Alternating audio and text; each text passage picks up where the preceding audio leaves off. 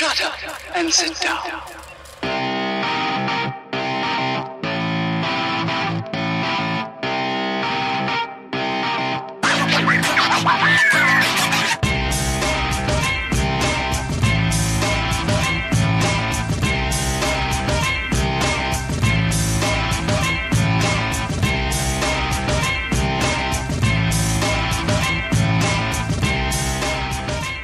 Bonjour, petite recette numérique sur les partages typiques. Donc commençons par le premier partage. Nous allons faire le partage public et sa variante, le partage public protégé. Maintenant, vous retrouverez tous les partages typiques dans le document d'aide à l'apprentissage partage typique que vous pouvez trouver en bas dans la recette numérique ou dans les commentaires de ma vidéo. Donc, un partage public, ou aussi on peut appeler ça un commun, ce sont des termes usuels que j'ai entendus dans ma carrière, mais ce ne sont pas des termes littéraires officiels. Vous ne trouverez pas ça dans une rubrique nécessairement de Microsoft. Donc, à quoi servent les partages publics? Ce sont des lieux d'échange entre les employés de la compagnie, et ce sont généralement des partages semi-collaboratifs ou collaboratifs où tout le monde peut avoir un accès sur les documents des autres. Maintenant, ce qui distingue un partage public protégé d'un partage public commun, ordinaire, c'est que le partage public protégé, vous obtenez un droit de lecture sur l'ensemble des éléments du partage, mais vous pouvez modifier, créer, supprimer seulement ce qui vous appartient. Donc, commençons par le partage public normal. Donc, pour ce faire, vous allez avoir besoin évidemment d'une machine de test pour se connecter, qui est mon Windows 7, et votre serveur 2008 R2 avec de configurer le service de fichiers ici avec le gestionnaire de partage et vous avez besoin d'un espace disque réservé au partage. Dans ce cas-ci, moi j'ai pas une partition mais un disque de 5 Go dans ma machine virtuelle dédié à ça. Donc, sous le gestionnaire des partages. Maintenant, cela peut varier un tout petit peu avec la version 2012 ou avec la version 2016, mais les étapes sont fort similaires. Je vais aller dans le panneau latéral et je vais prévoir le partage. Il s'agit d'un partage simple. Donc, si vous êtes sur 2012 ou 2016, il s'agira d'un partage SMB simple et non pas d'un partage avancé. Je vais faire parcourir dans l'emplacement et je vais sélectionner la partition contenant mes partages. On voit que par défaut, j'avais fait des tests. Maintenant, je vais tout simplement faire créer et je vais l'appeler public. Je vais faire suivant. Au niveau des permissions NTFS, le public est relativement simple à utiliser. On fait modifier les permissions, on va dans Avancer. Comme toujours, on va se débarrasser des permissions qui viennent de l'héritage. Ajouter. Par la suite, je vais me débarrasser des utilisateurs ici. Présentement, ce sont les utilisateurs TechMinus, mais si j'avais un serveur membre, ce serait possiblement les utilisateurs du serveur membre lui-même. Donc, je vais m'en débarrasser. Gardant ici créateur propriétaire, système et administrateur. Voilà. Donc, je vais maintenant ajouter le groupe des utilisateurs du domaine.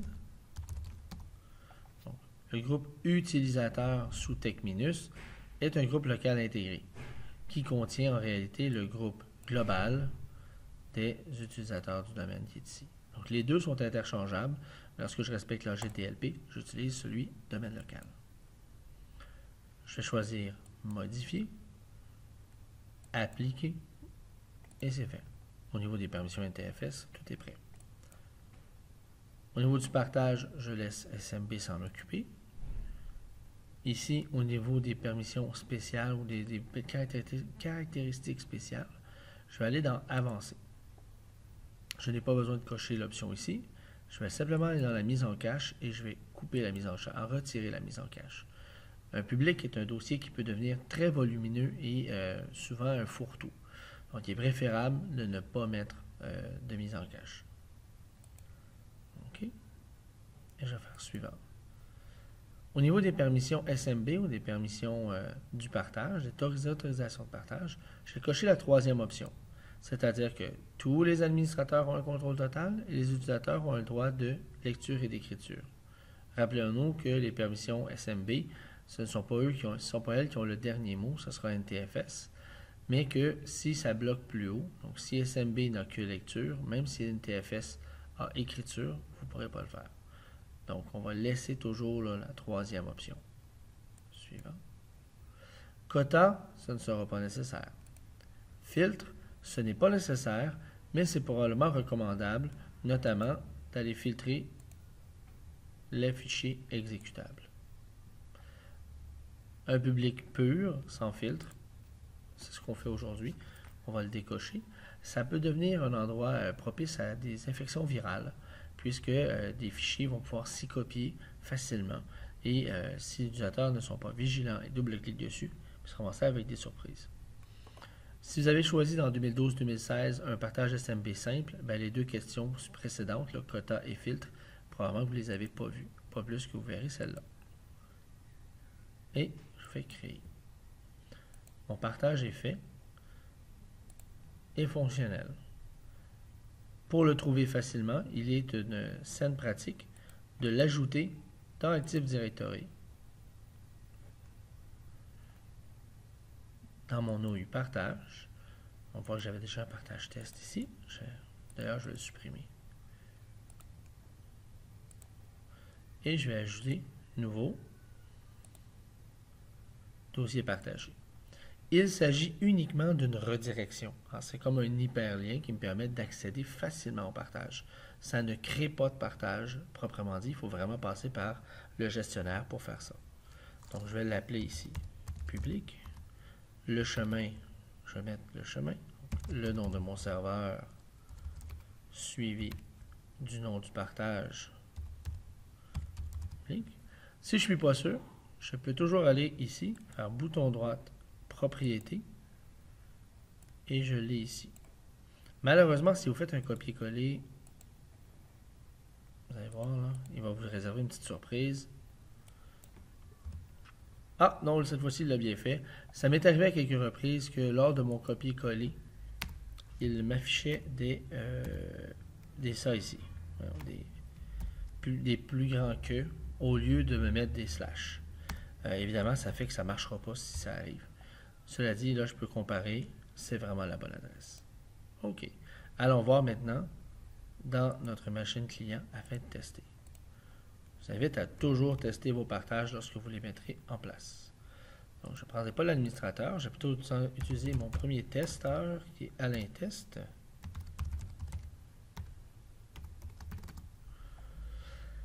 Et on va aller voir si Alain peut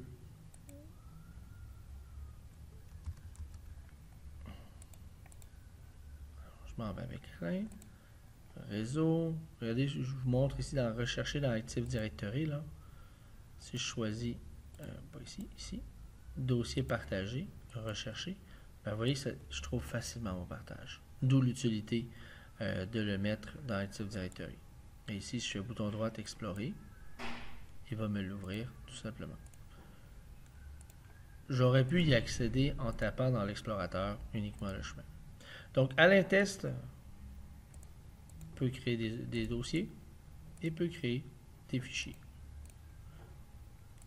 Si je m'en vais voir par contre avec Bob, j'ouvre une session avec son collègue, l'autre testeur, donc mon autre utilisateur test, qui est test B.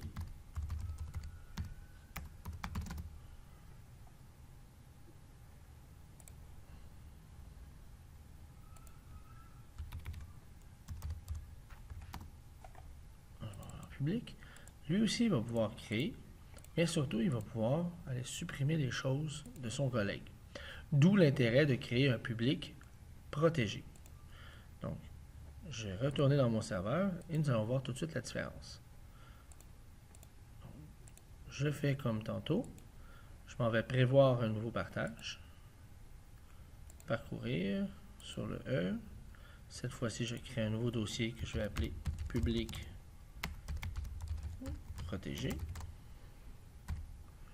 Mettre des accents est probablement pas une bonne idée.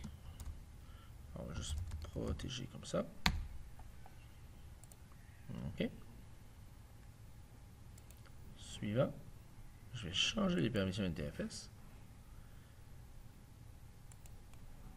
Et là, dans le public protégé, la magie s'opère au niveau du créateur propriétaire. C'est-à-dire que, en tant qu'utilisateur, je n'aurai pas le droit de faire autre chose que de créer des dossiers, par exemple, et c'est tout. Et j'aurai le droit, évidemment, de lire. En créant un dossier, je vais devenir le créateur propriétaire. Le créateur propriétaire, lui, a droit de vie ou de mort sur ce qu'il crée. Donc, comme d'habitude, on va dans Avancer, on retire l'héritage et j'enlève mes deux utilisateurs qui traînaient là. Voilà. Donc, ensuite, j'ajoute les utilisateurs de mon domaine avec un droit de lecture. Ce droit de lecture aura un héritage complet. Donc, dossier, ce dossier, les sous-dossiers et les fichiers. Si je m'en vais ici, je vais ajouter un deuxième utilisateur qui est le même groupe. Cette fois-ci, je vais par contre aller modifier le type d'héritage pour lui dire que ça va s'appliquer uniquement au dossier. Donc, ce que je veux, c'est que l'ensemble des employés de ma compagnie dans le partage public protégé puissent créer des répertoires à la racine. Devenant ici le propriétaire de ce répertoire-là, ils ont tous les droits à l'intérieur de ce répertoire-là, mais ils ne pourront pas supprimer les répertoires des autres et ne pourront pas altérer le contenu des répertoires des autres. Donc, en donnant le droit ce dossier seulement, la création de dossiers se fera uniquement dans le répertoire racine, dans le partage public. Donc, écriture d'attributs étendue et création de dossiers sont les trois permissions que j'ai besoin. Ce qui me donne le droit de créer dans le public sans pouvoir faire rien d'autre.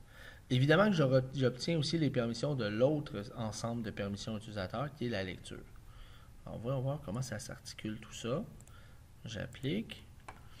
Remarquez que sous utilisateur, je n'ai qu'un seul nom utilisateur. J'ai des permissions en blanc ici. Et j'ai une petite case en gris en bas ici. Cette petite case-là m'indique en fait qu'il existe d'autres permissions, une autre ensemble de permissions spéciales, parce que dans le fond, j'ai changé l'héritage sur cette deuxième ensemble. Je vais faire OK et je vais faire suivant.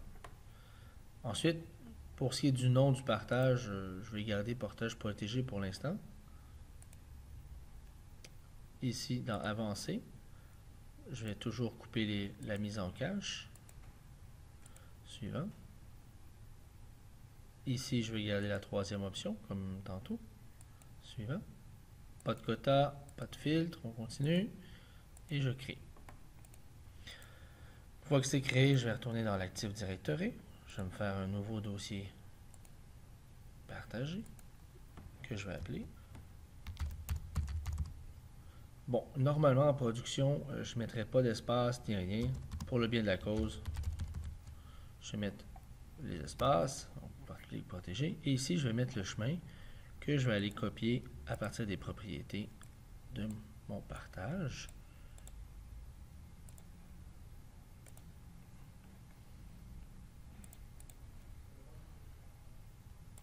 Copier-coller. Donc maintenant, c'est accessible dans l'Active Directory. Allons voir la différence maintenant sur le client. Si je m'en vais sur mon Windows 7, je vais fermer la session. Rappelons-nous que pour avoir des droits sur un objet, ces droits-là, en fait, proviennent d'un jeton de sécurité qui a été mis à l'ouverture de session. Donc, si j'irai avec Boba Test présentement, on peut l'essayer sur mon public protégé. Les permissions ne seront pas les mêmes. Elles sont probablement fonctionnelles parce que j'ai certaines permissions d'emblée qui étaient utilisateurs. Je suis probablement capable de créer dedans. Voilà. Mais si j'avais eu des permissions plus poussées, j'aurais probablement pas été capable. C'est que j'ai mon vieux jeton de sécurité utilisateur qui était encore là. Ferme ma session. Allons voir maintenant avec Alain. Si je prends mon second testeur,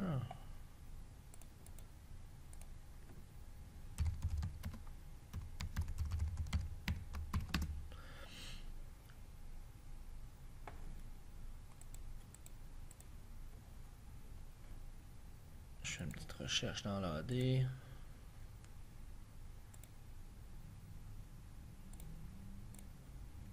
m'en vais sur public protégé.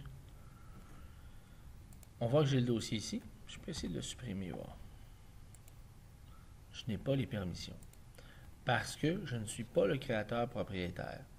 Par contre, à la racine, je peux créer mon propre dossier. Les dossiers Alain. Et je peux aller mettre des choses dedans.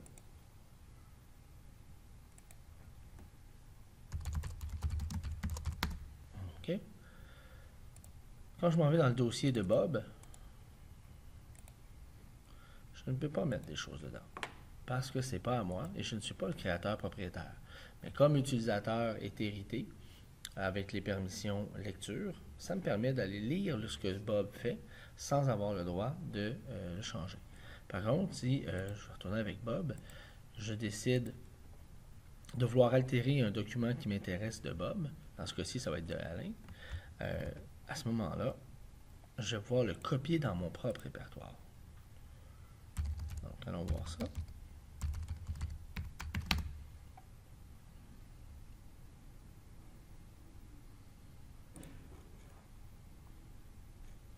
Bon, je pense que je peux écrire le nom, là. Donc, je vais dans le public protégé. Donc, le document de Alain ici, je suis capable de l'ouvrir, pas de problème. Mais je ne serais pas capable de le supprimer, par exemple, ni de rentrer, ni de le modifier. J'essaie de supprimer, ça ne fonctionne pas. Mais si je veux travailler dedans, je peux facilement le prendre, copier, aller dans un dossier qui m'appartient. Je vais m'en créer un nouveau pour le bien de la cause.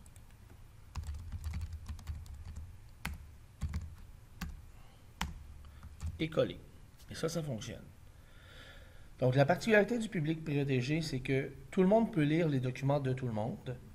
Tout le monde peut créer un répertoire à la racine du partage. Et dans les répertoires qu'eux, ils ont créés, ils ont tous les droits. Donc, Boba a tous les droits. Je peux supprimer le document que je viens de copier, il n'y a pas de problème. Mais si j'essaie de faire la même chose au document dans le dossier de Alain, ça ne fonctionnera pas. C'est pourquoi il existe aussi une variante que j'appelle le public avec nom d'utilisateur. C'est-à-dire qu'il peut arriver que dans le public, à la racine, on va utiliser une GPO qui va automatiquement créer un dossier au nom de chacun des utilisateurs du domaine et dire aux gens, dans le fond, d'utiliser ce dossier-là. C'est très fastidieux de le faire à la mitaine, puis généralement peu utilisé. Donc, c'était ma petite vidéo sur le dossier public et le dossier public protégé.